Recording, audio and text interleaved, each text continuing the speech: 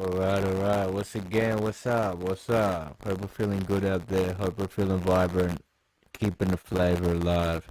Nothing hectic, just directive. I don't know why my mic is sounding like this. It's pissing me off. But hey, I shouldn't be starting a stream like this with that vibe.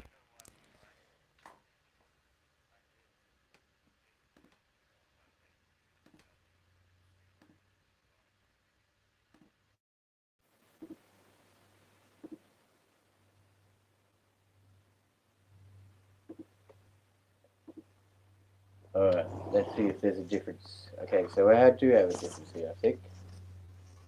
Where have I gone? So, let's see if there's a difference. Okay, so I do have a difference, I think. Where have I gone? Hopefully this is sounding a lot better. I don't know what I've just done. I just made it a little bit of a change.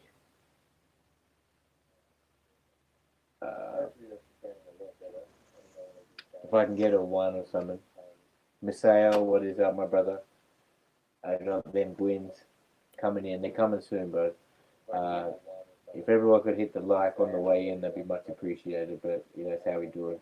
If I could get a one and just to check if this sound is coming through clear. Initially, I knew it was a bit fuzzy. So I'm still in the stages of trying to set up things and tweak it and make it sound nice. So if you are listening and it's coming through, please hit the one. If it sounded scratchy, press two. I do hope everyone is good. Much peace.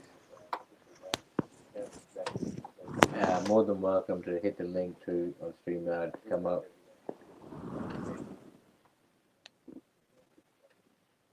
More than welcome to hit the link to on StreamYard to come up.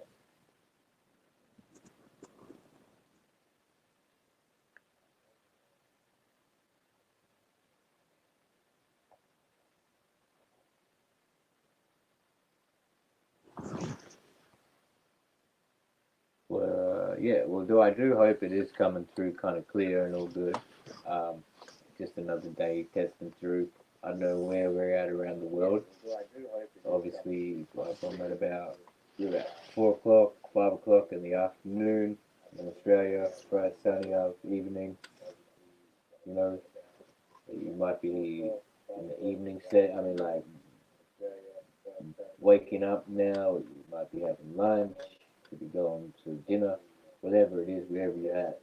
I hope you got positive vibes, and you know, this is what it's about, man. We need to reciprocate with others and try and bring out the best and not the detriment. You know, like just be happy with life and see what we can, you know, be joyous, make friends, have respect. You don't have to be best friends holding hands with everybody, but just like support, give people opportunity, chance to grow, chance to be themselves. You know, to truly find that, not within pressure and all these other nonsense things which come around with distractions. Like, easier said than done to look inside yourself and find. Like, it takes time. It's not just a snap thing. Hey, you can't just. I mean, maybe fortunately for some people they can, but I think, you know, most people need to take a week or two to look through. Even more, man. It takes a lifetime, you know, to find your true pathway. And you know, we have a lot of people going through life who are just stuck on the grind, 9 to 5 type work, and they're not happy with things. Man, they wake up and they are disgruntled. They don't want to go to work. They return home. They can't wind down, and then their whole life revolves around that. And that is, you know, felt through their families, through their children. Obviously, the children are sponging that up, and they you know, absorb that behavior. So, you know, that's something we kind of need to think about. Like, and you know, because it is an evident thing that happens. Society, you can see how the younger generations will, you know, foretell and bring out their sense of living and living standard. But what would they know? They learned it from a stage of innocence and not knowing to just being the beat. They see people like do white lies, uh, trying to stab each other in the back, make profit over people, and I'm not sure if that's the best way to show, you know, not education, but just to show an existence. But sadly, that is part and parcel. Like, I mean, you could go all the top management corporations. That's their main goal. You're not going to get a job if you don't have that attitude. You ain't making that peak. You ain't making the cut. So this is why I'm more of a creative. Like, I invest in the arts, make music, perform. It's been a long time since I've been on stage uh, and actually, had a steady income from it. Because as I said, I took things for granted from things that I was doing at that time, but I can see the avenues I've got to take. Yeah, it can be done. Take, support too. Things are hard to do on your own, most definitely. You need to talk, discuss with people. But that's just how it is. So I do hope things are coming through clear. Um, but yeah, more than welcome. Anybody who's listening, want to hit that link on the StreamYard, come through. Um, I'm not actually sure myself what's the sounding like. I should just give it a double check actually, but I'll see if I can. Hang on, but I do, yeah. But if you're in the chat and you could it's coming through nice without any static, like I usually do, just hit the one. If it's staticky, press two.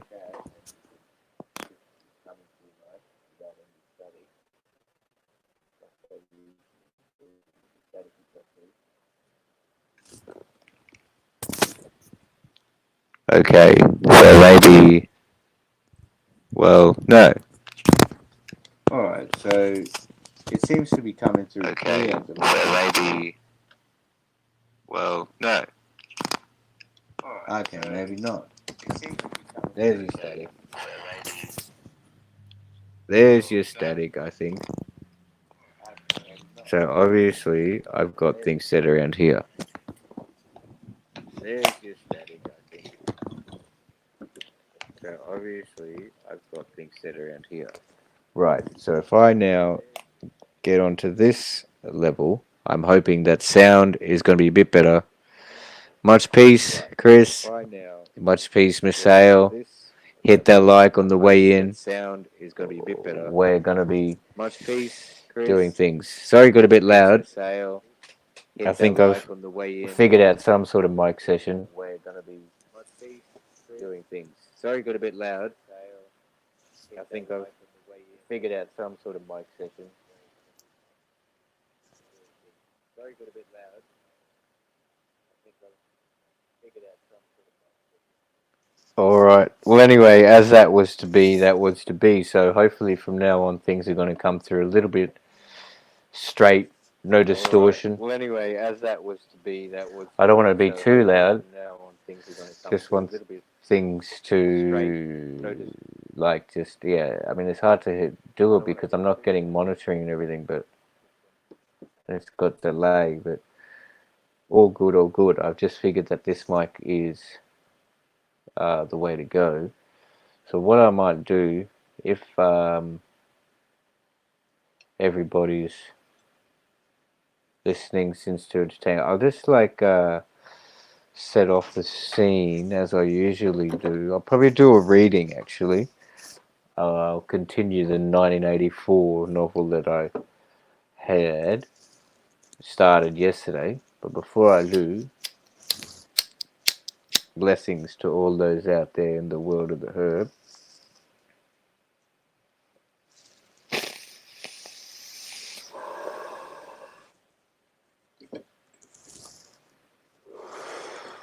Alright, much peace to everybody joining.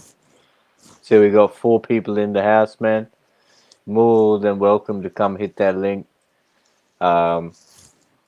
Red Squid, my brother. Red Squid, my brother, please. Alright, now I'm hoping that that the sound is coming through clear. Like I've been having a couple issues. I'm trying to get it straight. It'll probably take me a week, man, but I've plugged in the old ratchet headphones for now. I can't hear the monitoring, but there's no scratchiness going on. Yeah, bro. More than welcome. Come and hit that thing. But to Miss AL, you know, bro. You know.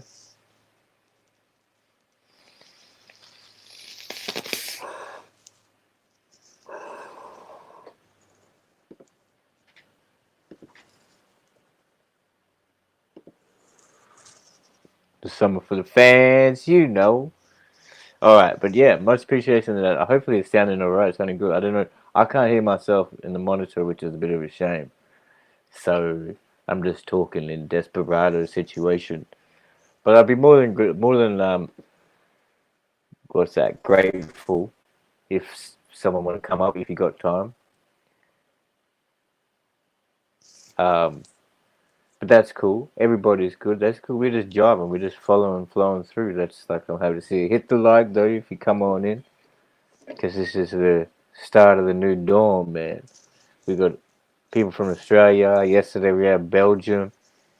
Um, we got America wide, like Georgia. We got Baltimore. We got LA. We got Canada. Uh, you know, we just need some Asian countries going on, and we probably got, plus some Pacific Island vibe would be beautiful. Maybe some Argentinian. But yeah, mate, because you know how it is. We all together in this, trying to just find out truths, resonate our life, speak our speak, be our be. Um, last one to all that, man. Bombali nut, spark up, bro.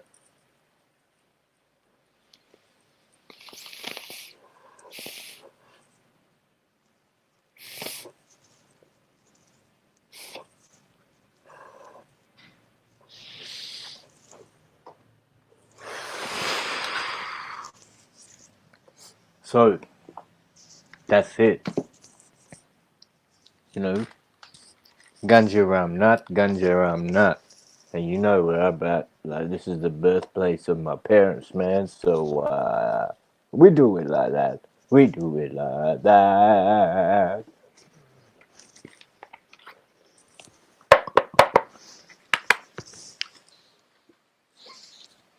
So, so I probably need a bit of a drink, but anyway, that's cool. What I'm gonna do, I'll get on and I'll keep on because since everybody's pretty busy doing their thing, I want to just relax. What I'll do, I might continue on from that reading that I was to do yesterday. I'll show you all if you weren't there yesterday. I was doing a reading from how do we do it? That George Orwell, 1984. Pretty well-known book.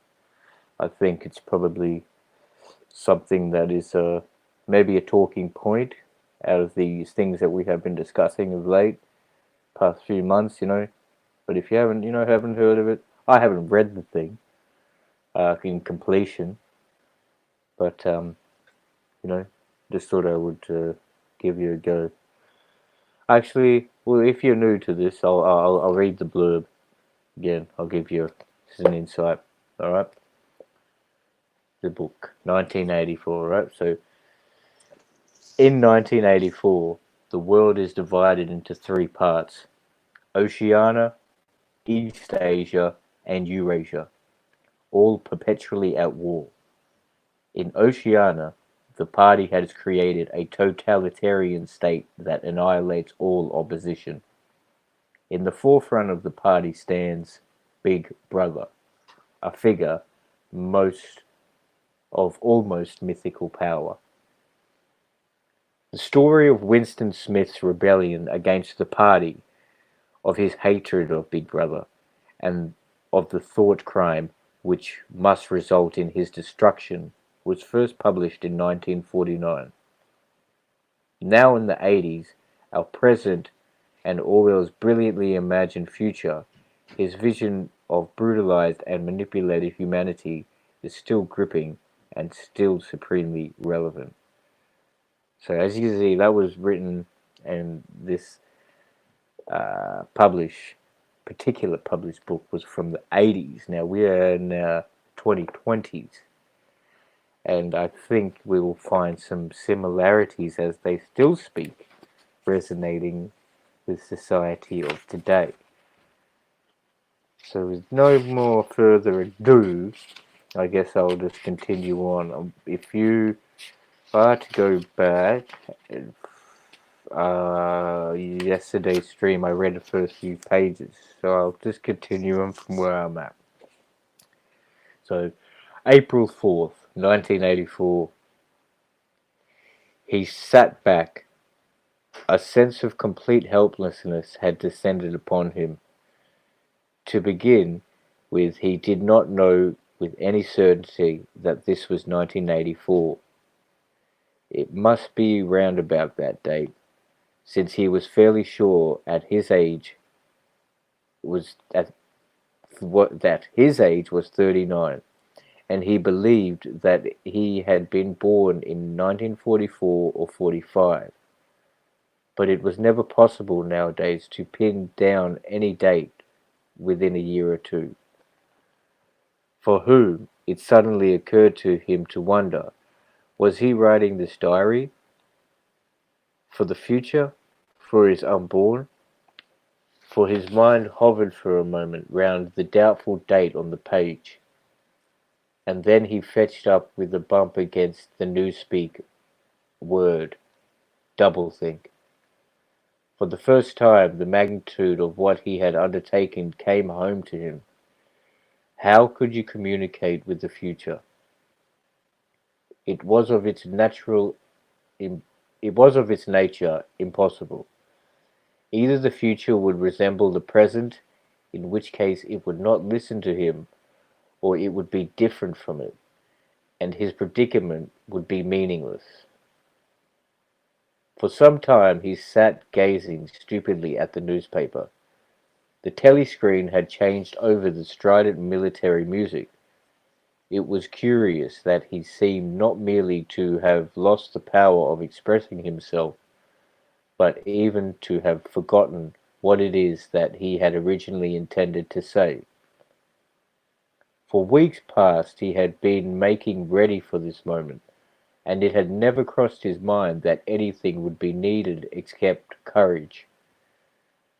The actual writing would be easy. All he had to do was to transfer to paper the interminable restless monologue that had been running inside his head, literally for years. At this moment, however, even the monologue had dried up. Moreover, his varicose ulcer had begun itching unbearably. He dared not to scratch it, because if he did so, it always became inflamed. The sounds were ticking by.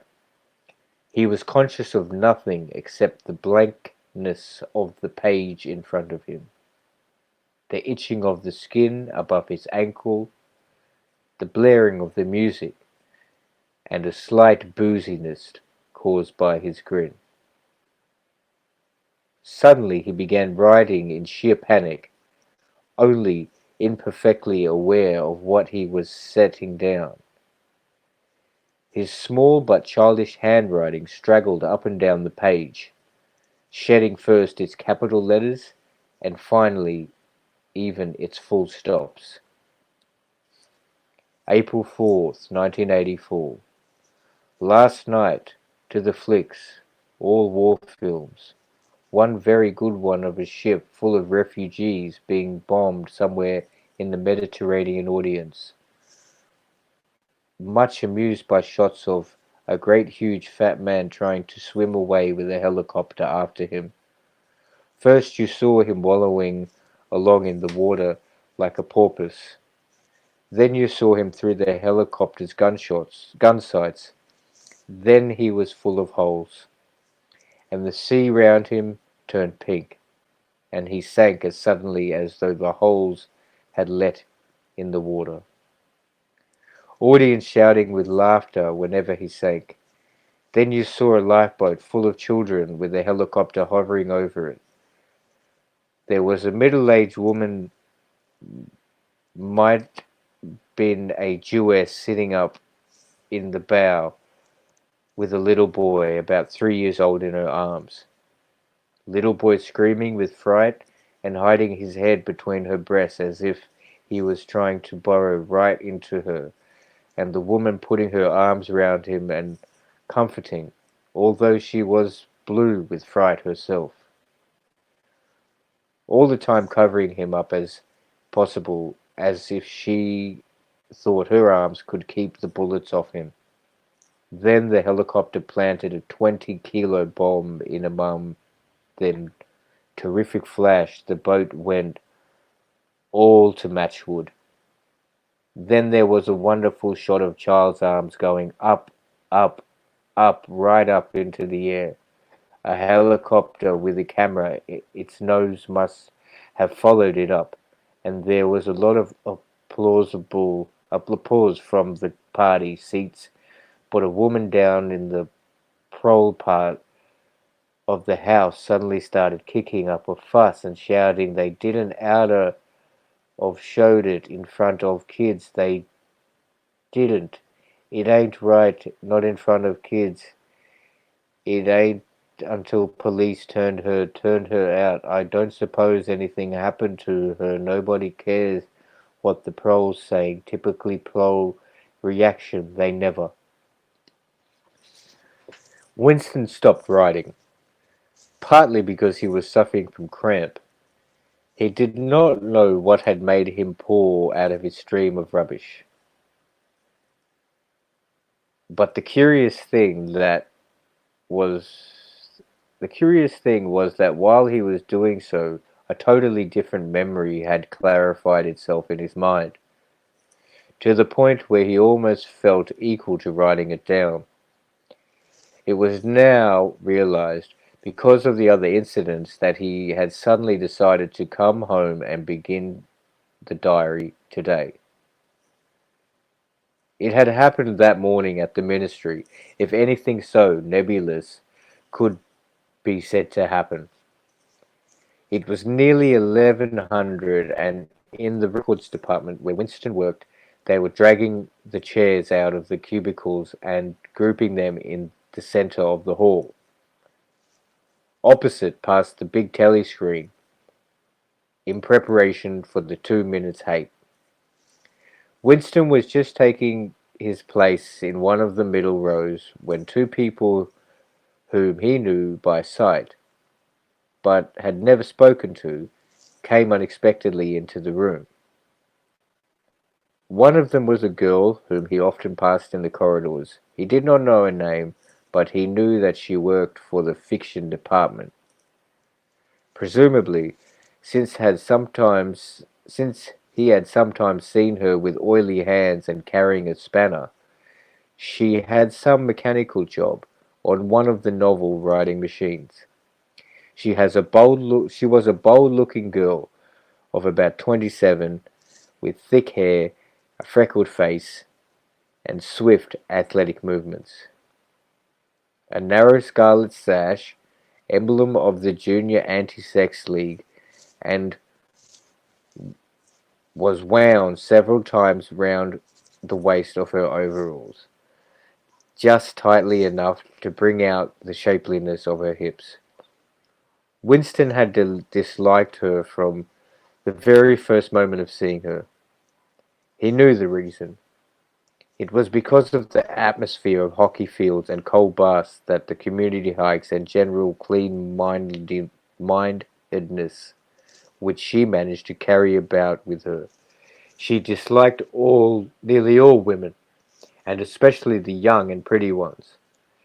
It was always the women, and above all, the young ones, who were the most bigoted adherents of the party, the swallowers of slogans, the amateur spies, noses out of unorthodoxy. But this particular girl gave him the impressions of being more dangerous than most. Once, when they passed in the corridor, she had give him a quick sidelong glance, which seemed to pierce right into him, and for a moment he had filled him with black terror. The idea had never even crossed his mind that she might be an agent of the Thought Police. That, it was true, was never unlikely. Still, he continued to feel a peculiar uneasiness, which had fear mixed up in it as well as hostility, whenever she was unaware or anywhere near him. The other person was a man named O'Brien, a member of the Inner Party, and holder of some post so important and remote that Winston had only a dim idea of its nature. A momentary hush passed over the group of people round the chairs as they saw the black overalls of an Inner Party member approaching. O'Brien was large, burly man with a thick neck and a coarse, humorous, brutal face. In spite of his formidable appearance, he had a certain charm of manner. He had a trick of resting his spectacles on his nose, which was curiously disarming.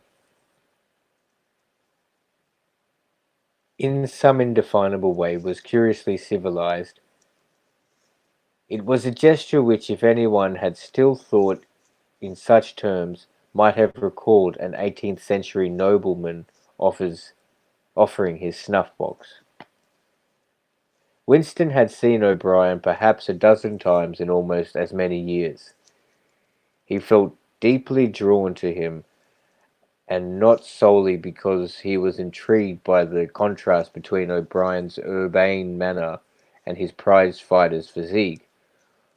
Much more it was because of a secretly held belief, or perhaps not even a belief, merely a hope, that O'Brien's political orthodoxy was not perfect. Something in his face suggested it irresistibly, and again, perhaps it was not even unorthodoxy that was written in his face, but simply intelligence.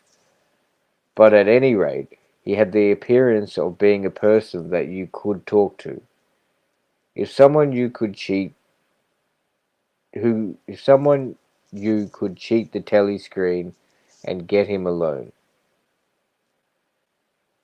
Winston had never made the smallest effort to verify the guess. Indeed, there was no way of doing so. At this moment, O'Brien glanced at his wristwatch, say that it was nearly 1100, and evidently decided to stay in the records department until the 2 minutes of hate was over. He took a chair in the same row as Winston, a couple of places away. A small, sandy-haired woman who worked in the next cubicle to Winston was between them. The girl with dark hair was sitting immediately behind. The next moment, a hideous, grinding screech, as of some monstrous machine running without oil, burst from the big telly screen at the end of the room. It was a noise that one's teeth, on edge, had bristled the air at the back of one's neck. The hate had started. As usual, the face of Emmanuel Goldstein, the enemy of the people, had flashed on to the screen. There were hisses here and there among the audience. The little sandy-haired woman gave a squeak of mingled fear and disgust. Goldstein was the renegade, a backslider, who once, long ago, how long ago, nobody quite remembered, had been one of the leading figures of the party, almost on level with Big Brother himself. And then he engaged in counter-revolutionary activities, had been condemned to death, and had mysteriously escaped and disappeared.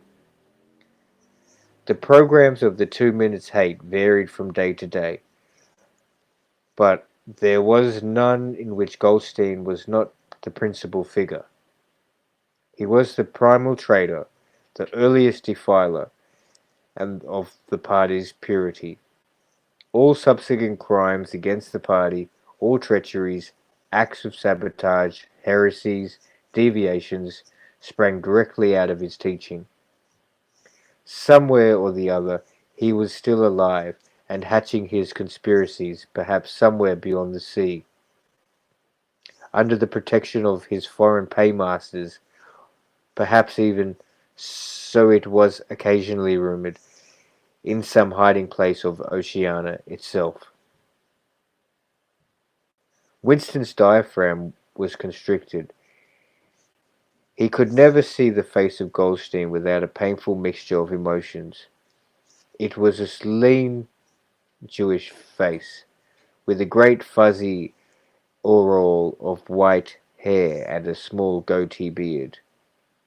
A clever face, and yet somehow inherently despicable, with a kind of senile silliness in the long thin nose, near the end of which a pair of spectacles was perched. It resembled the face of a sheep, and the voice, too, had a slight sheep-like quality. Goldstein was delivering his usual venomous attack upon the doctrines of the party, an attack so exaggerated and perverse that a child should have been able to see through it, and yet just plausible enough to fill with an alarmed feeling that other people, less level-headed than oneself, might be taken in by it. He was abusing Big Brother. He was denouncing the dictatorship of the party. He was demanding the immediate conclusion of peace with Eurasia. He was advocating freedom. Freedom of the press. Freedom of assembly. Freedom of thought. He was crying hysterically that the revolution had been betrayed. And all this in a rapid, polysyllabic speech, which was sort of parody of the habitual style of the orators of the party, and even contained newspeak words. More newspeak words indeed, than that any party member would normally use in his real life. And all the while, lest one could be in any doubt as to the reality which Goldstein's spacious claptrap covered. Behind his head on the telescreen there marched the endless columns of the Eurasian army, row after row of solid-looking men with expressionless Asiatic faces whom swamp up the surface of the screen had vanished, to be replaced by others exactly similar. The dull rhythmic tramp of the soldiers' boots formed the background of Goldstein's bleating voice. Before the hate had proceeded for 30 seconds, uncontrollable exclamations of rage were breaking out from half the people in the room. The self-satisfied sheep-like face on the screen and the terrifying power of the Eurasian army behind it were too much to be borne. Besides, the sight of even the thought of Goldstein's produced fear and anger automatically. He was an object of hatred more constant than either Eurasia or East Asia. Since when Oceania was at war with one of these powers, it was generally at peace with the other. But what was strange was that although Goldstein was hated and despised by everybody, although every day and 1,000 times a day, on platforms, on the telescreen, in newspapers, in books, his theories were refuted, smashed, ridiculed, held up to the general gaze for the pitiful rubbish that they were. In spite of all of this, his influence never seemed to grow less. Always there were fresh dupes waiting to be seduced by him, A day never passed when spies and saboteurs acting under his directions were not unmasked by the thought police. He was the commander of a vast shadowy army, an underground network of conspirators dedicated to the overthrow of the state. The Brotherhood, its name was it was supposed to be. There was also whispered stories of a terrible book, a compendium of all the heresies of which Goldstein was the author, and which circulated clandestinely here and there. It was a book without a title. People referred to it, if at all, simply as the book. But one knew of such things only through vague rumors. Neither the Brotherhood nor the book was a subject that any ordinary party member would even mention if there was a way of avoiding it. In its second minute, the hate rose to a frenzy. People leaping up and down in their places and shouting at the tops of their voices in an effort to drown the maddening, bleeding voice that came from the screen. The little sandy-haired woman had turned bright pink, and her mouth was opening and shutting like that of a landed fish. Even O'Brien's heavy face was flushed. He was sitting very straight in his chair, his powerful chest chest swelling and quivering as though he were standing up to the assault of a wave. The dark-haired girl behind Winston had begun crying out, "Swine! Swine! Swine!" And then suddenly she picked up a heavy Newspeak dictionary and flung it at the screen. It struck Goldstein's nose and bounced off. The voice continued inexorably. In a lucid moment, Winston found that he was shouting with the others and kicking his heel violently against the rung of his chair. The horrible thing about the 2 minutes hate was not that the one was obliged to act a part, but on the contrary, it was impossible to avoid joining in. Within 30 seconds, any pretense was always unnecessary. A hideous ecstasy of fear and vindictiveness, a desire to kill, to torture, to smash the faces with a sledgehammer, seemed to flow through the whole group of people like an electric current, turning one even against one's will into a grimacing, screaming lunatic. And yet the rage that one felt was an abstract, undirected emotion which could be switched from one object to another like the flame of a blow lamp. Thus, at one moment, Winston's hatred was not turned against Goldstein at all, but on the contrary, against Big Brother, the party, and the thought police, and at such moments his heart went out to the lonely, derided heretic on the screen, sole guardian of truth and sanity in a world of lies. And yet the very next instant he saw at one with the people about him, and all that was said of Goldstein seemed to be true. At those moments, the secret loathing of Big Brother changed into adoration, and Big Brother seemed to tower up, an invincible, fearless protector, standing like a rock against the hordes of Asia.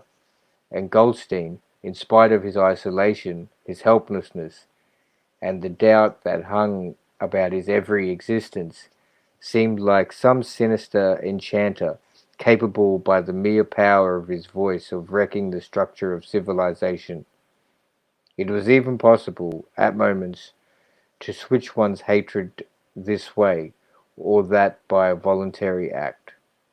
Suddenly, by the sort of violent effort with which wrenches one's head away from the pillow in a nightmare.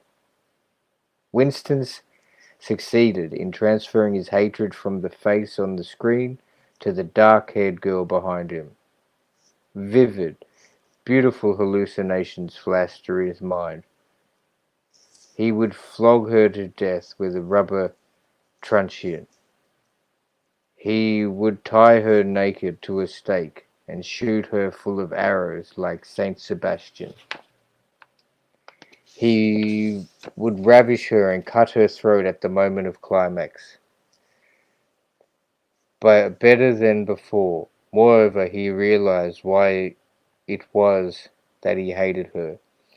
He hated her because she was young and pretty and sexless.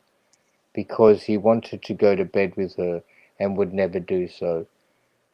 Because round her sweet, supple waist, which seemed to ask you to encircle it with your arm, there was only the odious scarlet sash, aggressive symbol of chastity. The hate rose to its climax.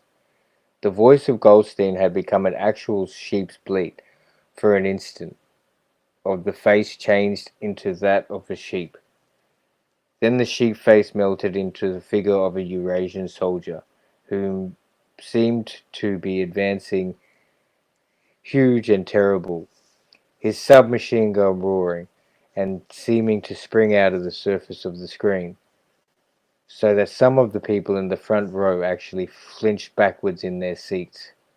But in the same moment, drawing a deep sigh of relief from everybody, the hostile figure melted into the face of Big Brother. Black-haired, black-mustachioed, full of power and mysterious calm, and so vast that it almost filled up the screen. Nobody heard what Big Brother was saying. It was merely a few words of encouragement, the sort of words that are uttered in the din of battle, not distinguishable individually, but restoring confidence by the fact of being spoken. Then the face of Big Brother faded away again, and instead the three slogans of the party stood out in bold capitals. War is peace. Freedom is slavery. Ignorance is strength. I'll leave it at that for now. As you can see, I'll continue reading through the next few streams. Now, that was quite interesting. To read and hear the tale of Winston and the party at the 2-minute hate. Obviously, this book is written in a time centuries ago. Not centuries, decades ago. But it's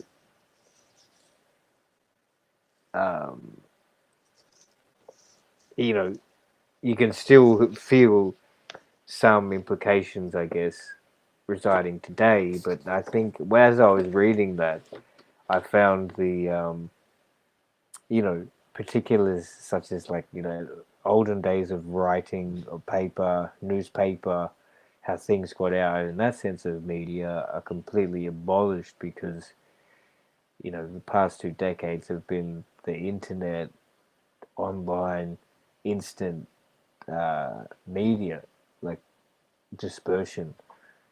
So the sense of control and having the message confined is more perceivable in the previous decades, as it's much evident with the flow of so much information and talk these days. So yeah, like I don't know what you thought. I hope you guys enjoyed a bit of that. Like, and it'll continue. It's quite a big book. I mean, as I said of myself, I haven't read it. Like, so this is material to me too. So yeah, because it's pretty cool. Because another book that I raised up yesterday, if you can see, Marcus Garvey, Anti-Colonial Champion, written by Rupert Lewis. Yeah, it's another book with some great information for y'all. Check out Blaze Those Eyes Look At. That's what I'm talking about. It's like legit, but yeah, this is where I'm at. It's how it is. Um, excuse me. Like, if there's any topics you guys pump it up, or if you know folks that are watching, if you enjoyed that reading, hit a 1. If you didn't, hit a 2. Um, peace to all that who just joined us. If anybody, go through the chat here. There was some chat, so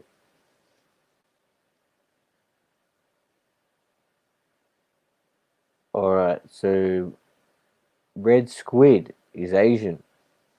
That's a new one. Hawaii is in the building. LOL. Siamese, to be exact. Right, so red squid is Siamese heritage.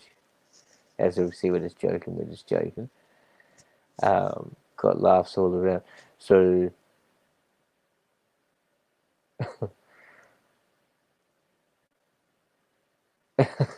all right, yeah. So that's cool, man. We're all vibing, we're all happy. We're legit. And there was a bit of useful information in that reading, although it wasn't very long. I don't know how long this has been going for. We'll double check.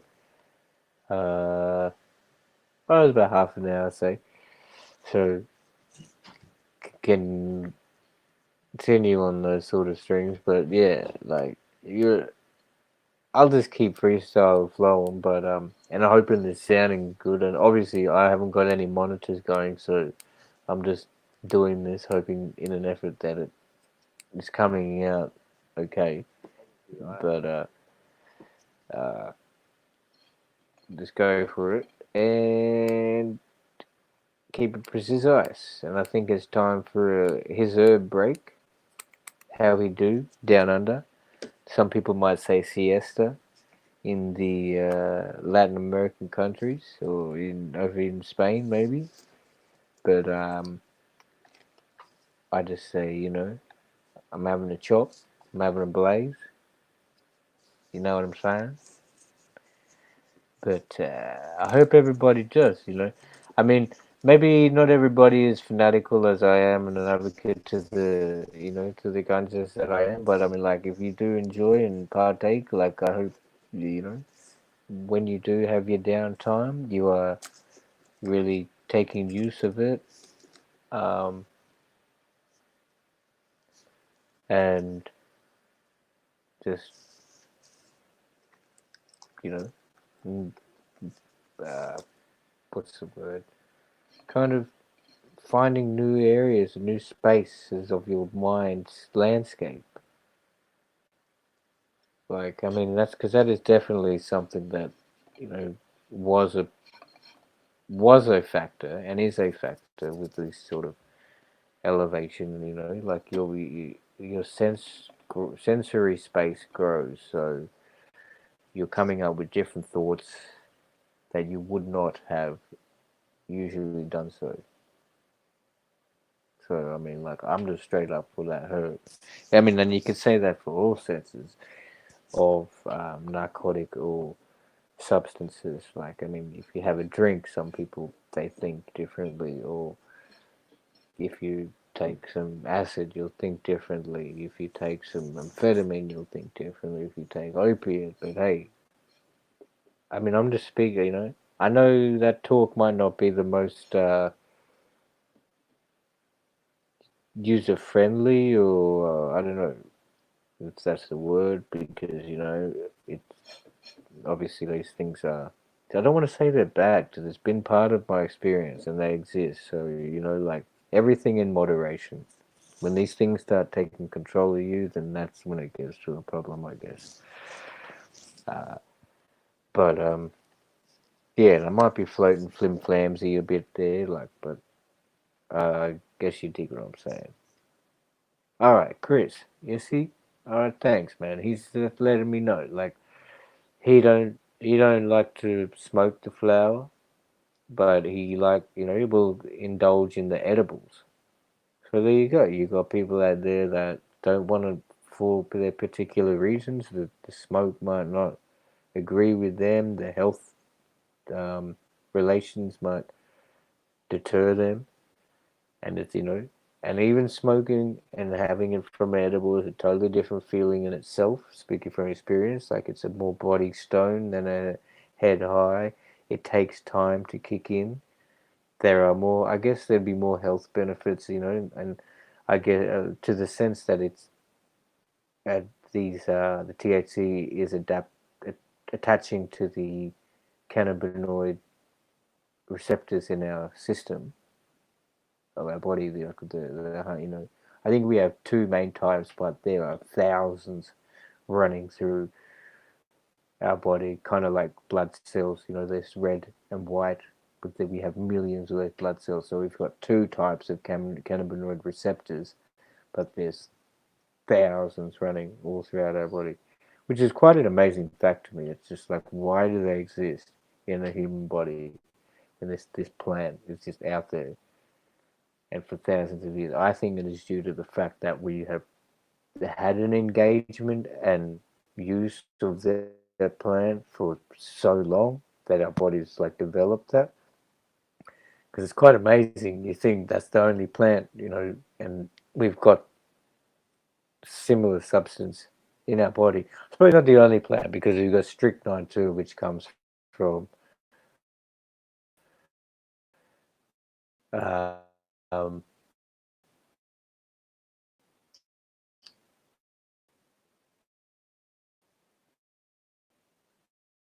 the DMT. So, and a burst of that in the die moment we're born and the moment that we pass.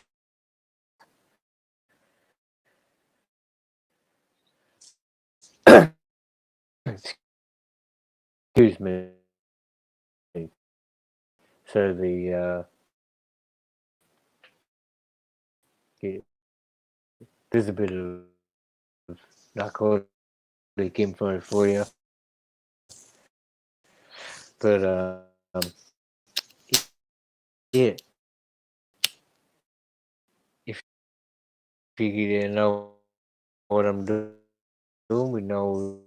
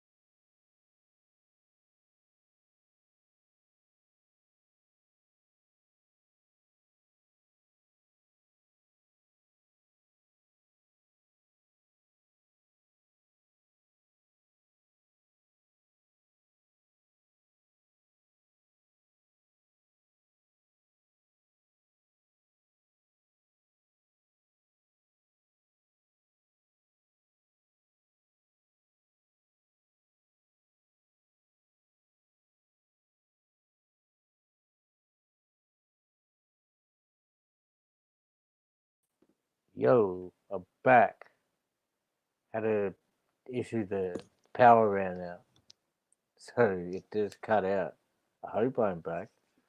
It's kind of weird, but hey, you know how it is. Obviously, um, it's a great sign of a rookie podcaster type stream guy. Classic, because it just like cut out in mid-flight. So I hope I'm back. I don't know because I just set up back on StreamYard. I'll just check. I haven't ended the broadcast yet. Um, hopefully, if I do this or do that, I can see. Yeah, there's that. So everybody went off. To the one watching, much peace.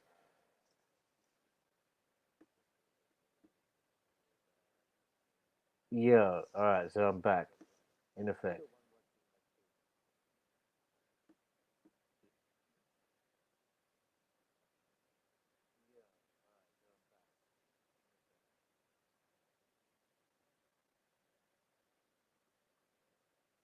Maybe I should stop it and start again. Um, but yeah, see what folks in the chat got to say.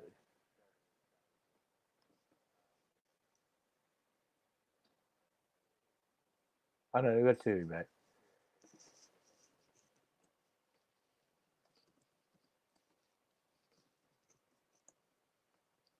Uh,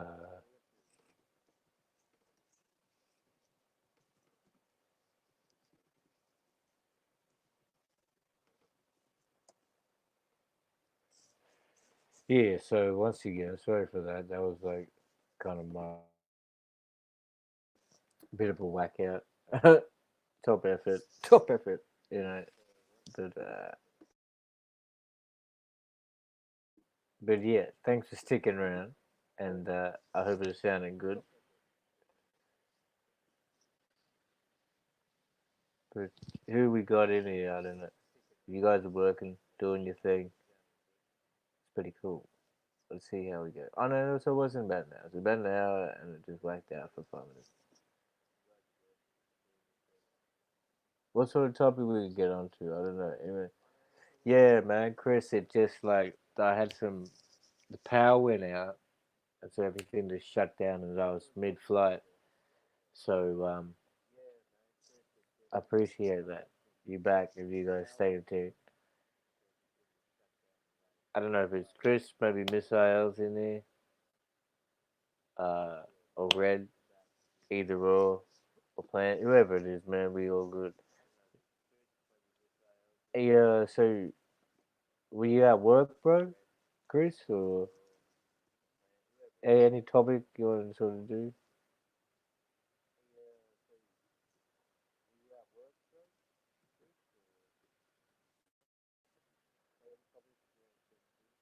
Because I know I might just, I'll throw that out. We've gone for an hour. I hope the reading went alright and things came through. At least that was that, you know. So that's what I try to do it. Try to do something. I'll like give it to continue because I know where I'm at. It's only a little bit through, only a few pages in.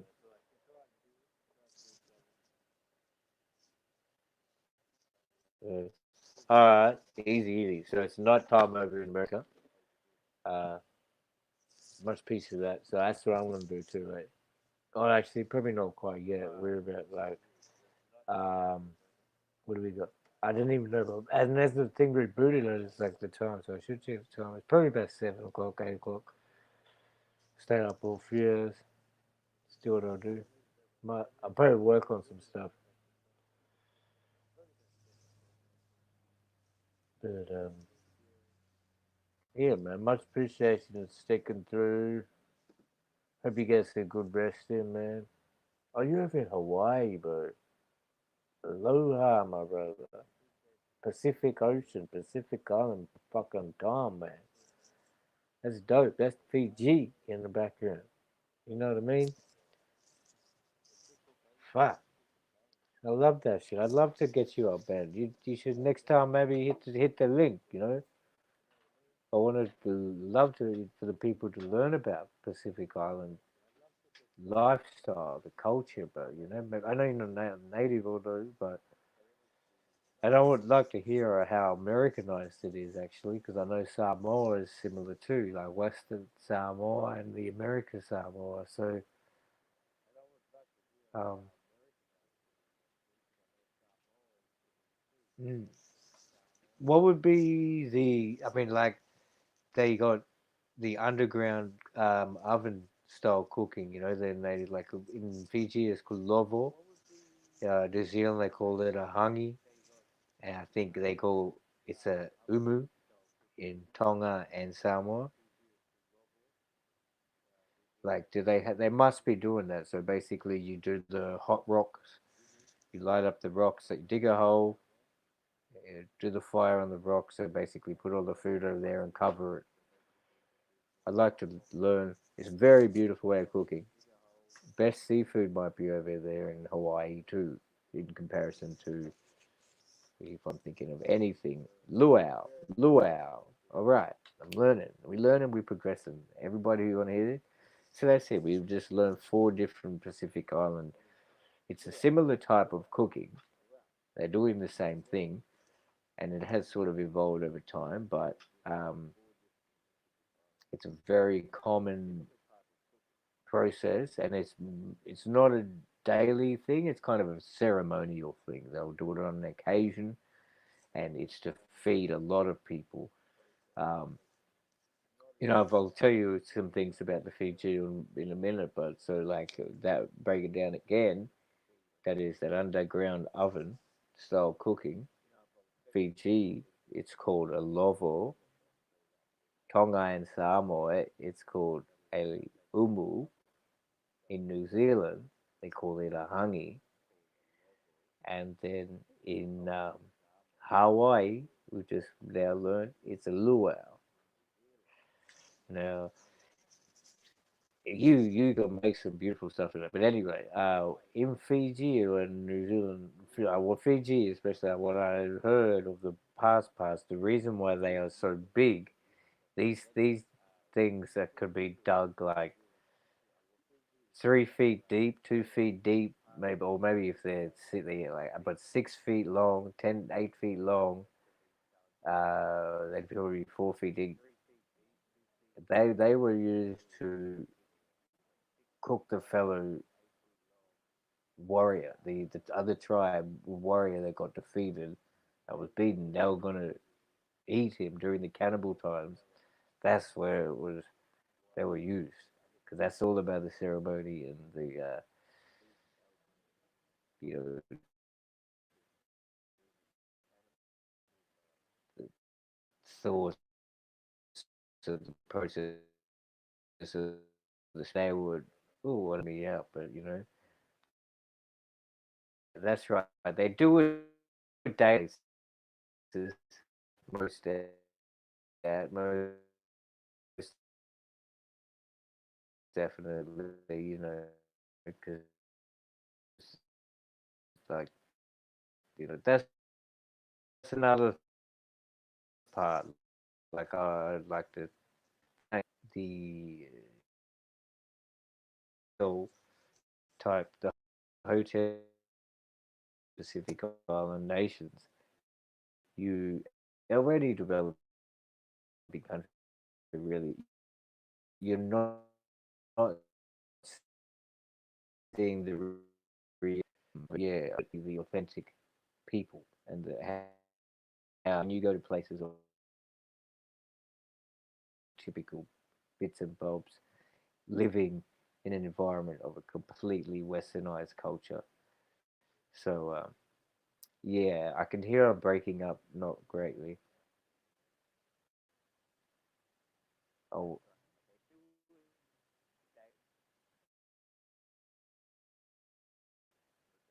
I don't know how the reception is going.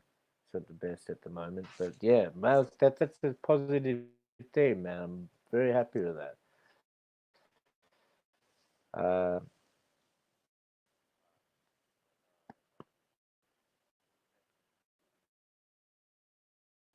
4 people in the house, tubs.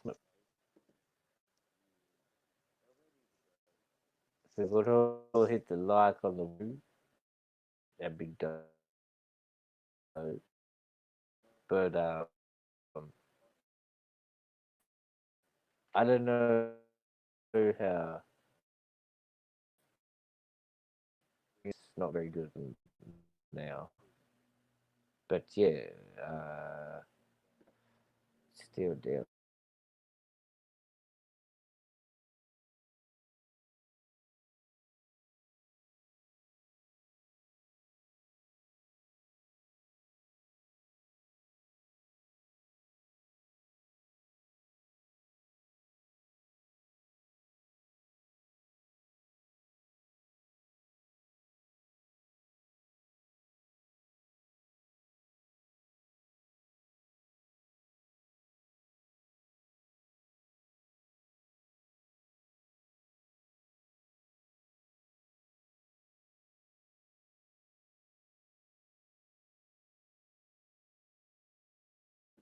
Alright, well, I just gave it another bit of a go. I don't know how the reception is. I know it started to stag out for a little second, but hopefully now it's going to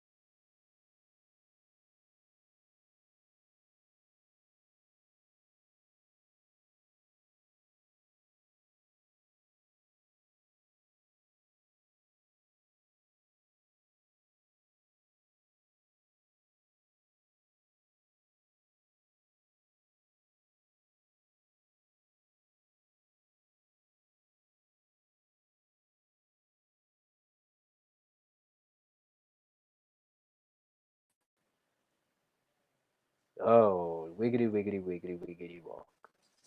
It's done it again. I had a bit of fucking technical difficulties. I was sitting there talking for a while. So, yeah, man, I missed something that I was saying. I was saying, like, I love the Pacific Island. So, sorry about that, broke out again. Like, but, that's that lifestyle. The culture of Pacific Island Asian people is just amazing, like they live on such a different plane. How we people over here, you don't even talk to your neighbors. You hide and do sneaky things. You're very private, you know. Whereas in places of Pacific Island, those little things, the little necessity, not necessities, but little things, insecurities that we have, um, they don't come into play. Like people have, they live in a Fijian style. It's called a koro, right? It's the village, right? Everybody is living in a community, so people look after the children. People live after each other because we realize we all have to live together, right? We have to eat. We all have emotions. We have to sleep. We have to eat. We have well-being. Like we all going through shit. So why not try and be as happy as possible? Yeah, that's like so. I was saying like in places of these big cities, big urban areas, as in you know Western world, we come through, and if you walk past someone, it's kind of like you say hello, how are you, and the other person will say hello, how are you, and like that's the you nod your head and you keep going though. So if you were to stop and say actually be sincere and try and engage and ask the question how are you and want to stop and communicate for a while, people will be shocked. They'll be like, because it's not a natural thing, it's not a normal thing they do, and it's kind of, that's a weird concept to me because it is the damn thing. Like, I mean, that's how over Pacific Island culture. It's not like that. It's like people care. Life is different. But anyway, I broke out and I said it differently, but it's still coming through in that same pretext. But like, and you've also got the sense of food. Like people don't go hungry as much over there because it's just the main thing done. It's very shared.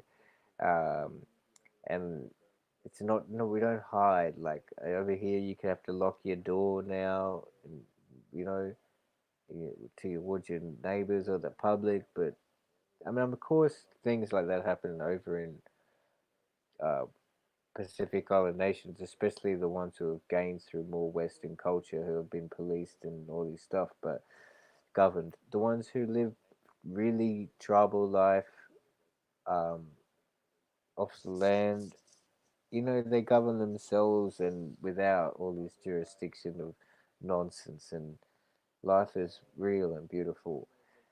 Pacific Island time, Fiji time, like island time, island time. That's how they say it. We live it. But anyway, I'm going on a bit of a rant. So fucking much appreciation to all that have come through. Please listen to this. Um, Thanks Chris, thanks to Red, thanks to Misael, shout out, for the participation and all that. Um, the I hope you sleep well, man. I just seen your message, so I'll just read it out. Yeah, I agree, man, but unfortunately, I'm probably going to move through to much negative energy here after the divorce, and I went through. I see, oh, brother, not good to hear. What I hope, power to that positive energy coming through, man. I hope you sleep well tonight and you get through, and we all gonna do it. We rise well, focus on a new day, bright, get up to be powerful and happy, and productive, positive. So, not to put your business out there or whatnot. I didn't mean to do that. I was by this red and we just how weird. So, to all watching, to all um, listening, you know how it is. Appreciation. I hope you guys do what you do, improvise, be straight, fucking follow yourself, be your intuition, stay focused, respect each other, and be. You know what I mean? If you're on that high grade, on that high grade. If you're on the edibles, on the edibles. If you like to drink, you like to drink. If you like to say straight, you like to say straight, man. That's all good. Just be respectful to each other and be about peace, man. So shout out to everybody, and hopefully I can get this continuance of high like clear sound going through, and it'll all be good, and it'll keep growing, get better, and get some good visuals going. Um, so all that stuff because can keep the channel growing. So if you've got your own channel, link up with each other. Everybody subscribe, to all that stuff because we want to grow. We want to do it. So like this stuff, share this stuff. You know, like what you like and look what you like. Keep learning, man. Learn every day of your life. Much peace out here from Australia. See you soon. Listen to you soon. All right. Much peace we are doing this. You know how I'm at. You know how I'm at. Peace.